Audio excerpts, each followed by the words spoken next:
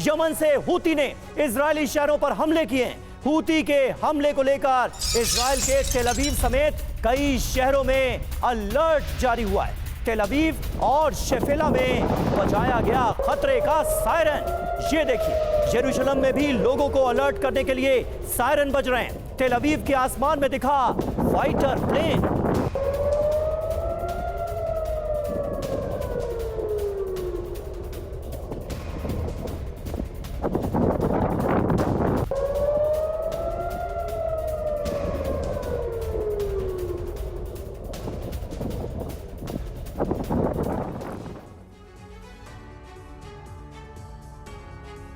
वहीं इजराइल पर यमन से मिसाइलें दागी गई हैं। इजराइल पर भी लगातार ये हमले किए जा रहे हैं। जी हां, सेंट्रल इजराइल समेत कई शहरों में रेड अलर्ट जारी किया गया है और मैप में ज्यादातर इजराइल शहरों में रेड अलर्ट दिखाया गया है। तो देखिए, इजराइल पर भी लगातार हमले किए जा रहे हैं।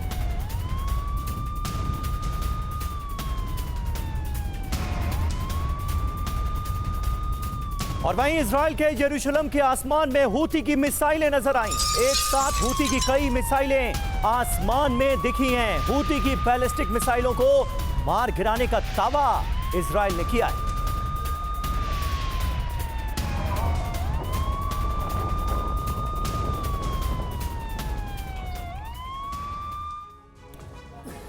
तो इजराइल को भी लगातार हूती टारगेट कर रहा है। ये स्थिति तब है जब अमेरिका की तरफ से यमन में हूतियों को सीधे सीधे निशाना बनाया जा रहा है। इसके अलावा इजराइल की तरफ से भी ऑपरेशन और एक्शन जारी है। लेकिन सवाल यह है कि हूती विद्रोहियों की तरफ से, यमन की तरफ से ये जो हमले हो रहे हैं, क्या इस युद्ध की आग को उसकी आखिरी सीमा तक पहुंचाने की कोशिश है? क्या ऐसा कोई इरादा है? जी हां, हूती का इजराइल पर भीषण हमला हुआ है और फिलिस्तीन ने 2 हाइपरसोनिक बैलिस्टिक मिसाइल से यह हमला किया है। और हमले के बाद तेल अवीव समेत कई शहरों में अलर्ट जारी कर दिया गया है। तेल अवीव और शेफेला के में खतरे का सायरन बजाया गया लोगों को सूचित और अलर्ट करने के लिए। यरूशलेम में भी लोगों को अलर्ट करने के लिए सायरन बजा है। तेल अवीव के आसमान में फाइटर प्लेन भी नजर आए हैं। तो तेल अवीव को एक बार फिर से टारगेट किया गया है।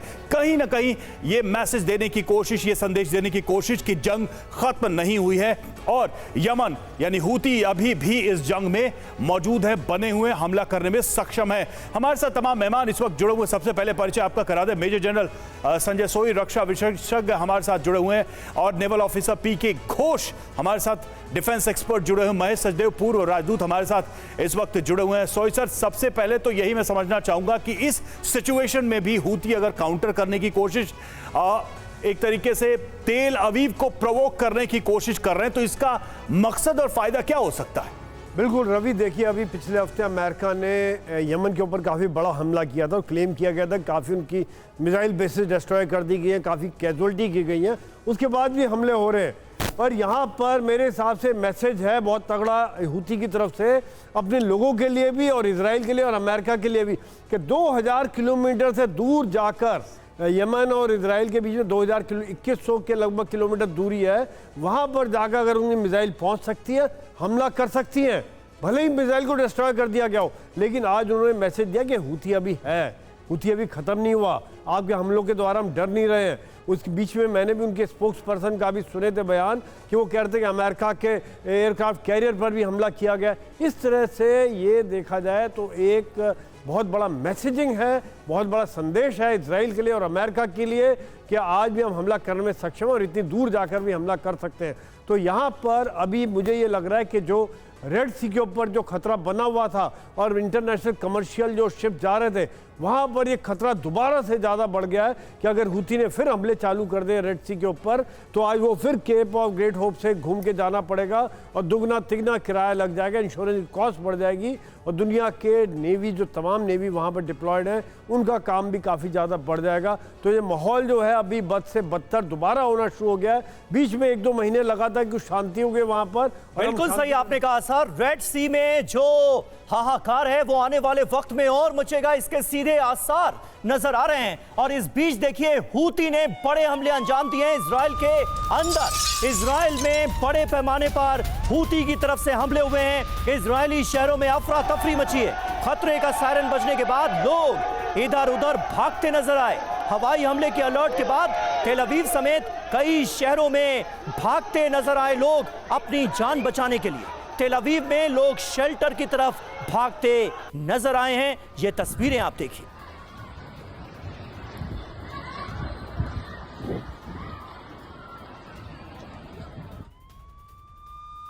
और देखिए इजराइल के बेन गुरियन में भी सायरन बजा है, अलर्ट किया गया है लोगों को। जी हां, हूती के मिसाइल हमलों के बाद ये सायरन बजा। फिलिस्तीन से 2 मिसाइलों से एयरपोर्ट पर हमला किया गया और इजराइल ने मिसाइल को मार गिराया है। लेकिन देखिए इजराइल के अलग अलग शहरों पर कैसे आसमान में खतरा मंडरा रहा है। देखिए तेल अवीव पर बड़े हमले को अंजाम दिया गया है। हालांकि इजराइल ने कहा है कि हमले तो हमने नाकाम कर दिए। हूती इजराइल के बेन गुरियन एयरपोर्ट पर हूती का हमला हुआ है। इजरायली डिफेंस फोर्सेस ने इजराइल में घुसने से पहले मिसाइल को मार गिराया। ये इस वक्त की ताजा अपडेट है। खास बात यह है कि फिलिस्तीन 2 नाम की हाइपरसोनिक मिसाइल से ये अटैक अंजाम दिया गया है हूती रिबल्स की तरफ से।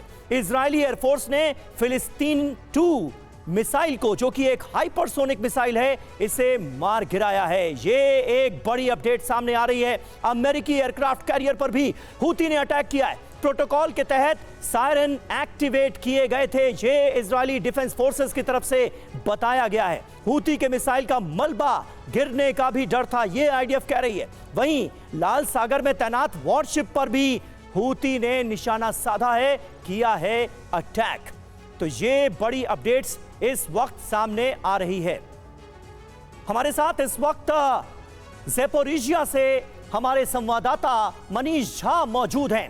मनीष, ये बड़े डेवलपमेंट्स होते हुए हमें नजर आ रहे हैं। रूस यूक्रेन की जंग थमने के आसार नजर नहीं आ रहे। ज़ेपोरिजिया जहां पर आप मौजूद हैं इस वक्त, वहां पर भी हमले हो रहे हैं और जंग की आग मिडिल ईस्ट को भी अपने घेरे में लेते हुए बड़े पैमाने पर अब नजर आ रही है। अमेरिका सीधे यमन पर अटैक कर रहा है, यमन इजराइल को निशाना बना रहा है, इजराइल भी जवाब दे रहा है। क्या होता आप देख रहे हैं इस वक्त?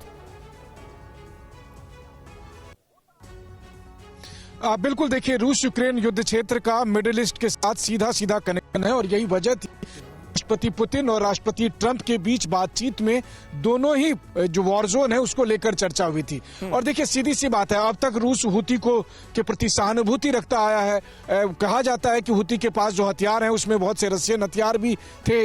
लेकिन सबसे बड़ी बात यह है कि आज की तारीख में चाहे हूती में जो कुछ हो रहा है या फिर जो कुछ तुर्की में हो रहा है, रूस भी उसमें डायरेक्टली इनडायरेक्टली इन्वॉल्व है। अब असली बात यह है कि आने वाले समय में हो सकता है कि रूस और अमेरिका के बीच मिडिल ईस्ट का जो कॉन्फ्लिक्ट है वो तकरार का कहीं एक कारण न बन जाए। वो इसलिए क्योंकि अगर हमास और हूती से आगे बढ़कर इजराइल और अमेरिका ईरान पर हमला करता है तो रूस के सामने ये यक्ष प्रश्न होगा कि वो ईरान का साथ देता है कि नहीं, क्योंकि ये वही ईरान है जिसने 3 साल से लगातार युद्ध के दरमियान रूस का साथ दिया है। वहीं दूसरी तरफ अगर आप देखें तो जो घटना सीरिया में घटी थी, जिसके पीछे तुर्की एक कारक माना जाता था, आज तुर्की में वही हो रहा है। यानी कि वो कहते हैं ना कि जब आप गड्ढा खोदते हैं दूसरे के लिए तो फिर आप भी उस गड्ढे में गिर सकते हैं। यही शायद राष्ट्रपति एर्दोगान के साथ होने वाला है। जी मनीष, अगर आपकी बात को हम समझने की कोशिश करें तो शायद मिडिल ईस्ट की अशांति रूस यूक्रेन की जो शांति की कोशिशें हैं उसको और मुश्किल और जटिल बना सकती हैं। और देखिए यमन में देर रात भीषण बमबारी हुई है। अमेरिका ने रिहायशी इलाकों को निशाना बनाया है। अमेरिकी स्ट्राइक में कई बिल्डिंग्स जलकर खाक हो गई। अमेरिका का दावा, हूती के ठिकानों पर अटैक किया।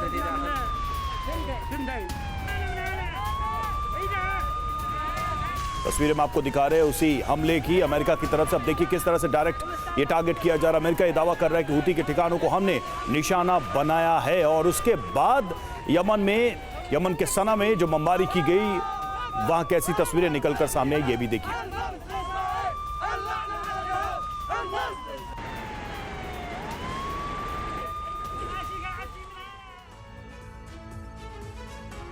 और इस बीच बड़ी खबर आ रही है, यमन के सना में विध्वंसक हमला हुआ है। सना में इस वक्त बड़े हमलों को अंजाम दिया जा रहा है। हूती के ठिकानों को चुन चुन कर बनाया जा रहा है निशाना। अमेरिकी हमले में हूती को भारी नुकसान की खबर सामने आ रही है।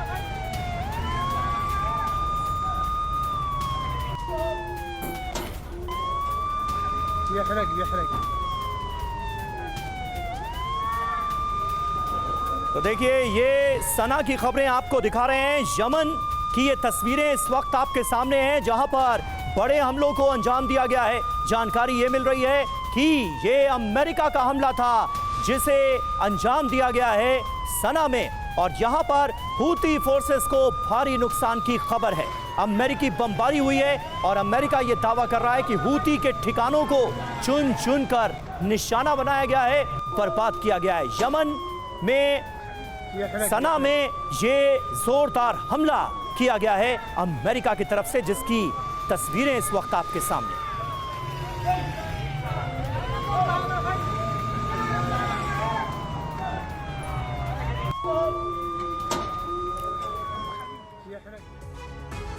तो पिछले 84 घंटे से यमन में घमासान मचा हुआ है।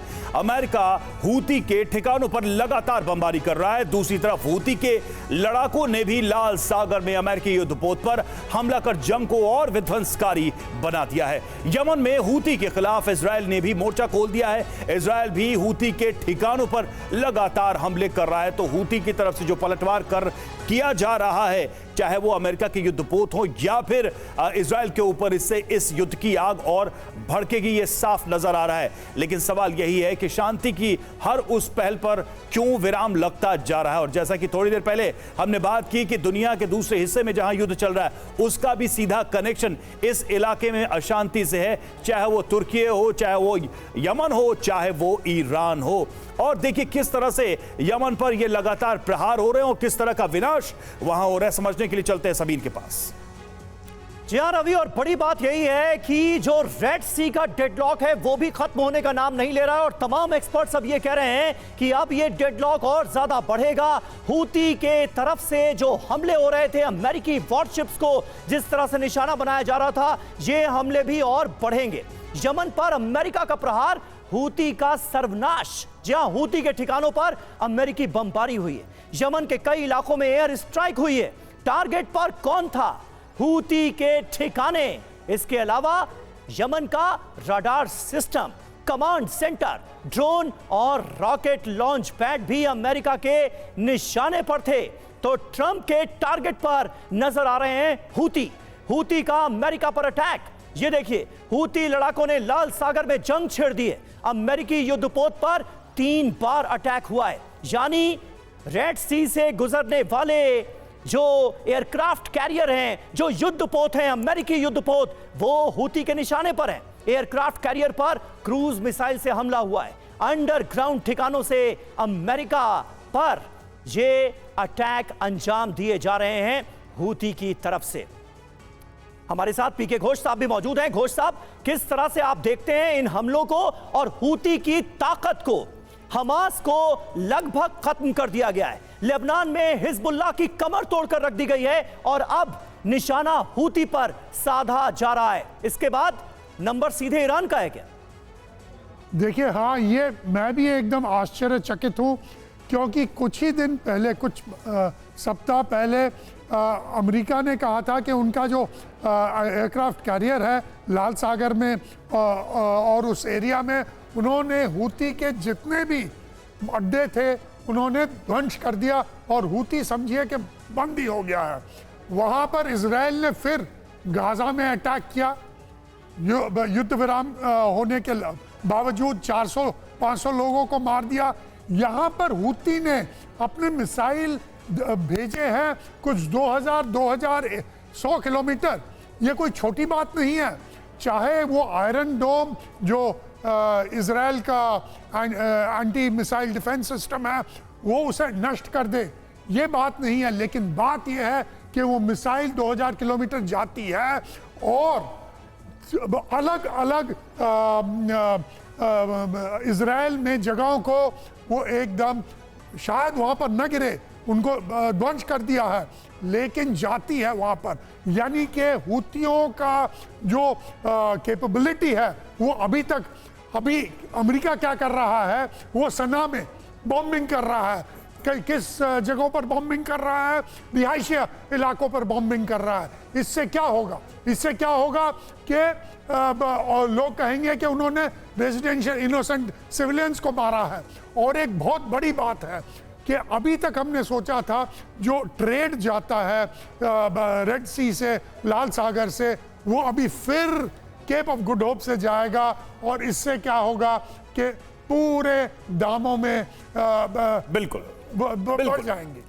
जो ट्रेड है उस पर स्ट्रेस बढ़ेगा। और देखिए इधर यमन पर लगातार 5वें दिन अमेरिका की सेना की तरफ से हमला किया जा रहा है। लगातार ये हमले जारी हैं। मिडिल ईस्ट के कमांड सेटकॉम से हूती के ठिकानों पर हवाई हमला किया गया। यमन से इजराइल पर दागी गई बैलिस्टिक मिसाइल को अमेरिकी सेना ने नाकाम किया। इजरायली सीमा में दाखिल होने से पहले ही हूती के मिसाइल को मार गिराया। मिडिल ईस्ट में अमेरिकी कमांड से लगातार हूती पर हमले किए गए।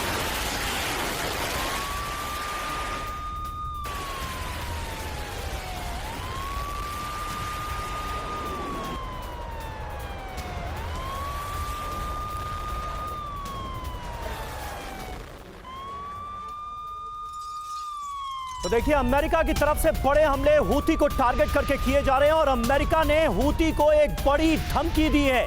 जी हां, हूती को धमकाया है पेंटागन ने। हूती को पूरी तरह से तबाह कर देगा अमेरिका। हूती के खिलाफ सबसे घातक फोर्स उतारेगा अमेरिका।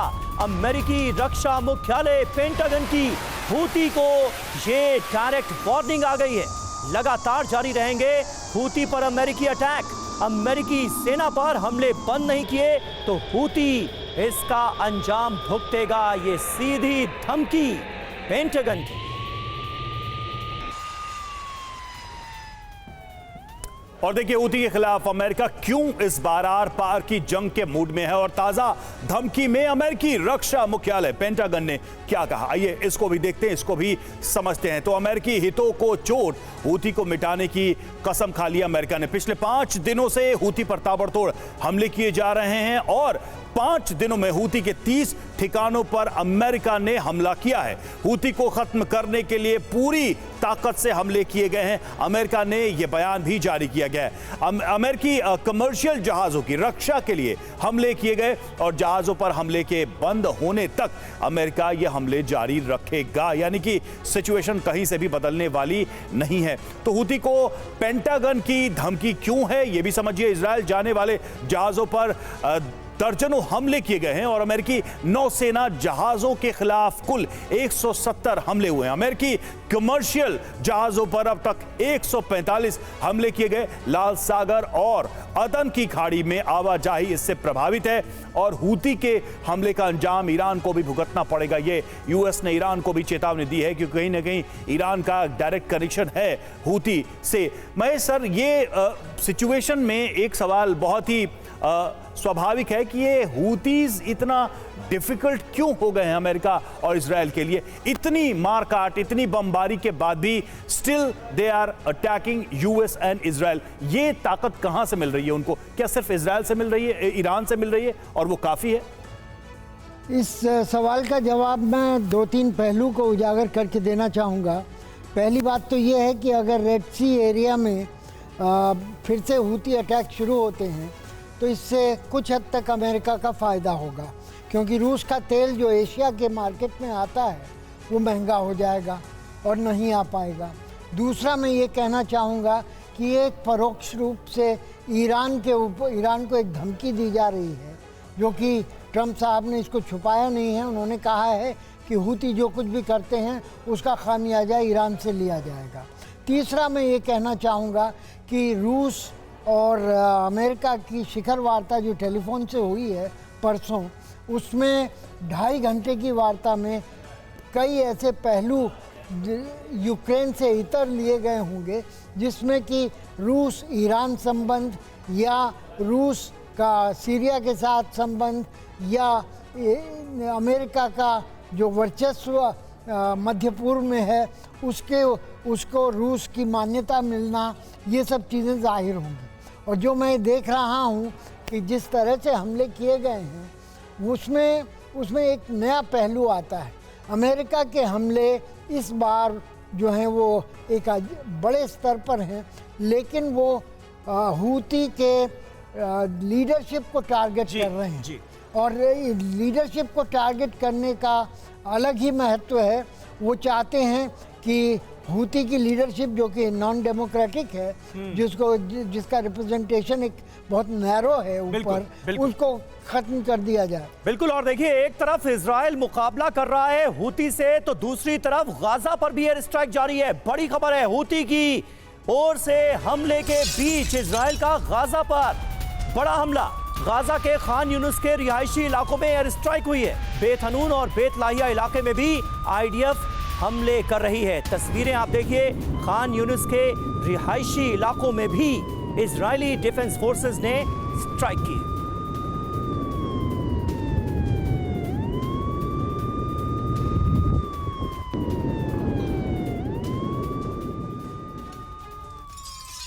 और राफा से तस्वीरें सामने आई हैं। राफा में आईडीएफ के हमले की कुछ तस्वीरें सामने आई हैं। फिर से खबर है, वहां पर ये वीडियोस हम आपको दिखा रहे हैं राफा की। राफा में आईडीएफ की भीषण बमबारी हुई है। हमले के बाद लगी है भीषण आग, जिसकी तस्वीरें आप देख रहे हैं। तो अभी भी गाजा में लगातार आईडीएफ के हमले चल रहे हैं और गाजा में लगातार इजरायली हमले हो रहे हैं। गाजा में हुए इजरायली हमले को लेकर एक और बड़ी अपडेट सामने आ रही है। एक और वीडियो दरअसल इजरायली हमले का सामने आया है। खान यूनिस अल मनारा में आईडीएफ ने जो हमले किए हैं, ये उसकी तस्वीरें इस वक्त आप देख रहे हैं। राफा, अल अदस, बेत लाहिया में भी हमले के बाद जोरदार धमाके सुने गए। इजरायली हमले में गाजा समेत कई शहरों में नुकसान की खबर।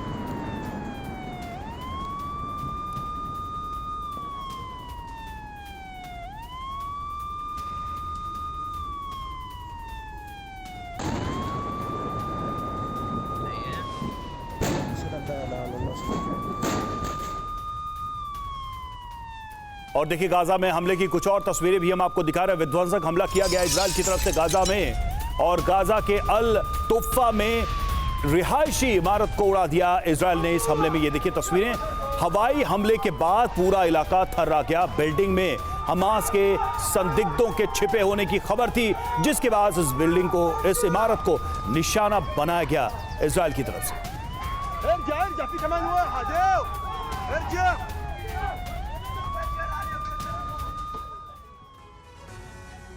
ये तस्वीरें आपने देखी। गाजा में आईडीएफ का विध्वंस लगातार जारी है। पूरी डिटेल आपके सामने रखते हैं, कहां कहां हमले हो रहे हैं, जरा आप देखिए। ये देखिए, खान यूनुस में अटैक हुआ है, बेत लाहिया, बेत हेनान और राफा में बड़े हमले अंजाम दिए गए और 40 लोगों की मौत की खबर सामने आ रही है। खान यूनुस और राफा में यूरोपियन अस्पताल को निशाना बनाया गया है। यहां भी जोरदार हमले हुए हैं और इस हमले में 17 लोगों की मौत हो गई है। अस्पतालों को निशाना बनाया जा रहा है। नासिर अस्पताल पर भी अटैक हुआ है। 3 लोगों की मौत की खबर यहां से सामने आ रही है। बेत लाहिया में अटैक हुए हैं। अबू नस्र फैमिली होम पर हमला किया गया है। 16 लोगों की मौत की खबर यहां पर भी सामने आ रही है। संजय सॉय सर, ये तो वही गाजा वेस्ट बैंक में पुराना सिलसिला शुरू हो गया। इजरायली हमले एक बार फिर हो रहे हैं। सीज फायर जो हुआ था वो पूरी तरह से खत्म हो चुका है। ये हमले कहां जाकर रुकेंगे? और खास बात यह है कि बंधकों की रिहाई की अब तो कहीं कोई बात भी नहीं हो रही। बिल्कुल समीर, वैसे मैं कई बार हैरान होता हूं। देखिए, अक्टूबर 23 में ये हमला हुआ था, 7 अक्टूबर 23। उसके बाद से 1.5 साल हो गया, जबकि गाजा बिल्कुल सटा हुआ है, चारों तरफ से घिरा हुआ है, कहीं से बाहर से मदद नहीं आ रही, अभी तक क्लियर नहीं कर पाए। यहाँ पर देखा जाए और कैसे हम अस्पतालों पर हमले हो रहे हैं, बंधकों की बात नहीं हो रही, सीज फायर टूट रहा है। सीज फायर थोड़ा बहुत आगे बढ़ा था, वो फिर ख़त्म हो गया। तो यहाँ पर कहीं ना कहीं देखा जाए तो ये बड़ा माहौल सही नहीं है, जो ठीक नहीं है शांति के लिए वहाँ पर मिडिल ईस्ट में। और इसको अगर मैं हूथी के साथ भी थोड़ा जोड़ूँ, अगर मैं 2 लाइन जोड़ना चाहूँगा कि अगर हूथी हमले कर रहे हैं, यहाँ तो इजराइल की सेना अंदर घुस रही है, यमन में तो बूट्स ऑन ग्राउंड होगा ही नहीं, सिर्फ हवाई हमले होंगे, और फिर क्लेम कर रहे हैं कि वहाँ पर पूरा बर्बाद कर देंगे। बर्बाद कैसे बर्बाद कर देंगे? तो ये सब देखते हुए आज जो है ये माहौल मिडिल ईस्ट का फिर से दोबारा गर्मा गया है। और शायद ये जो मनीष जी कह रहे थे कि बिल्कुल ठीक है, रशिया यूक्रेन वाली जो बात है वहाँ से भी कहने के लिंक्स हैं, लेकिन यहाँ पर इजराइल का जिस तरह से मैं कह रहा हूँ खुफिया तंत्र और सेना का थोड़ा सा फेलियर मानता हूँ 1.5 साल के बाद भी, जबकि घिरा हुआ है, तभी भी पूरी तरह से सफाई नहीं कर पाए हैं। समीर, बिल्कुल, लेकिन ये भी हमें देखना होगा कि पूरा का पूरा इलाका बहुत ही एक कॉम्प्लेक्स इक्वेशन के साथ चलता है, जिसमें ये सारे नॉन स्टेट एक्टर्स भी शामिल हैं। और देखिए गाजा के खान यूनिस में हमले की कुछ तस्वीरें सामने आई हैं, वो तस्वीरें हम आपको दिखाने जा रहे हैं। आईडीएफ के बड़े हमले के बाद धमाका हुआ है खान यूनिस में। कई हमास लड़ाकों के छिपे होने की खबर थी, जिसके बाद आईडीएफ की तरफ से ये हमले किए गए हैं।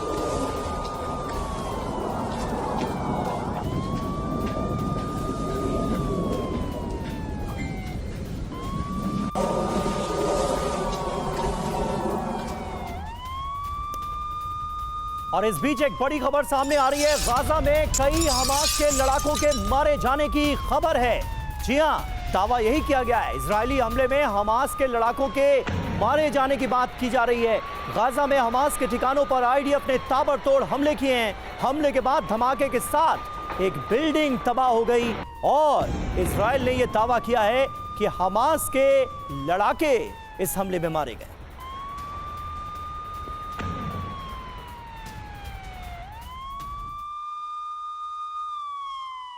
और देखिए हूती ने यमन की सीमा के पास अमेरिकी ड्रोन पर हमला किया है, यह दावा किया गया हूती की तरफ से, और ड्रोन को मार गिराने का दावा किया गया है। अमेरिकी MQ-9 ड्रोन को मार गिराने का दावा किया गया है। यमन के आसमान में निशाना बनाए गए ड्रोन में आग लगी है।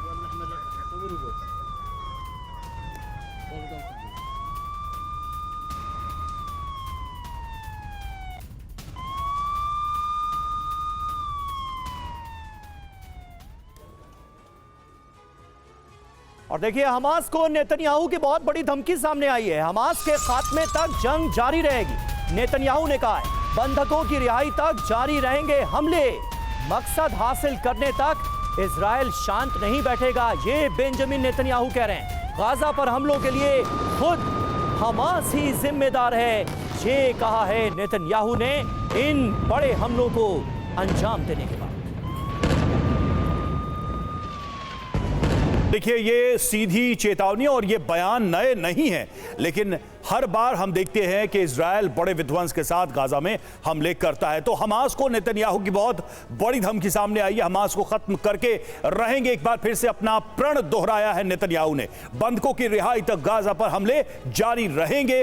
अब से बातचीत सिर्फ दबाव में ही होगी, ये नेतन्याहू कह रहे हैं। यानी पीस के लिए भी वो कंडीशन फिक्स करते दिखाई दे रहे हैं। हम हमास को बर्बाद कर देंगे, इजरायल जीतेगा, ये नेतन्याहू का ऐलान है। घोष सर, सवाल यहां पर यही है कि नेतन्याहू कितना समय लेंगे, क्योंकि जो बात वो पिछले 1.5 साल से कहते आ रहे हैं वो बात खत्म नहीं हो रही है, ना ही जंग खत्म हो रही है। नेतन्याहू क्या बात कुल मिलाकर यही है कि इस जंग को वो भी कंटिन्यू करना चाह रहे हैं? क्योंकि अगर ऐसा कुछ होता तो अब तक अमेरिका के सपोर्ट से बहुत कुछ मैटर को सॉल्व कर चुके होते, लेकिन गाजा से, यमन से अभी भी हमले हो रहे हैं। देखिए ये एक मेरे ख्याल में पुराना मामला है। नेतन्याहू साहब ये कई, जैसे आपने कहा, कई महीनों से, कई सालों से यही कह रहे हैं कि हमास को खत्म कर देंगे। और अभी तक जब गाजा एकदम नष्ट हो गया है, अभी तक हमास खत्म नहीं हुआ। उनके टनल्स अभी तक हैं, उनके लड़ाई करने की क्षमता अभी तक है। अभी फिर जब वो होस्टेजेस का वो एक्सचेंज हो गया है, उन्होंने छोड़ दिया कुछ होस्टेज, इन्होंने सोचा फिर बमबारी करते हैं। और वो कहाँ पर बमबारी कर रहे हैं? हॉस्पिटल्स पे। अगर याद होगा आपको, पहले भी ये इजराइल हॉस्पिटल्स पे और फिर स्कूलों पर बमबारी करके कहते थे कि हमास के यहाँ पर ठिकाने हैं, और पता नहीं उसका प्रूफ देते थे क्या नहीं। वही सेम सिलसिला अभी तक, मेरे ख्याल में अभी तक हमास का जो क्षमता है वो ख़त्म नहीं हुआ है। उसी ओर अगर आप हूतीस को ले लें, वहाँ पर अमेरिका बार बार कह रहा है कि देखिए हमने हूतीस को ख़त्म कर दिया है। ईरान को और हूतीस, ईरान और हूती को सहायता नहीं दे पाएंगे। लेकिन क्या हो रहा है, वो अभी तक मिसाइल भेज रहे हैं 2000 किलोमीटर, 2100 किलोमीटर, और इजराइल पर अटैक कर रहे हैं और युद्धपोत पर अटैक कर रहे हैं। पूरा जो ट्रेड लाइन है वो फिर से बिगड़ गया है, और वही वो अभी उनको केप ऑफ गुड होप से जाना पड़ेगा। तो ये मेरे ख्याल में एक पुराना वो है कि हमने हमास को ख़त्म कर दिया, हमने हूती को ख़त्म कर दिया। और सच में पूछिए तो उनकी जो क्षमता है वो ज्यादा कम नहीं हुआ। बिल्कुल सही बात है सर। और मिडिल ईस्ट सुलगता हुआ नजर आ रहा है। कहा तो यहां तक जा रहा है कि अमेरिका का असली निशाना, असली टारगेट ईरान है और बहुत तेजी से अमेरिका उस ओर बढ़ रहा है। बहुत बहुत शुक्रिया आप सभी का हमारे साथ इस बातचीत में, इस चर्चा में जुड़ने के लिए।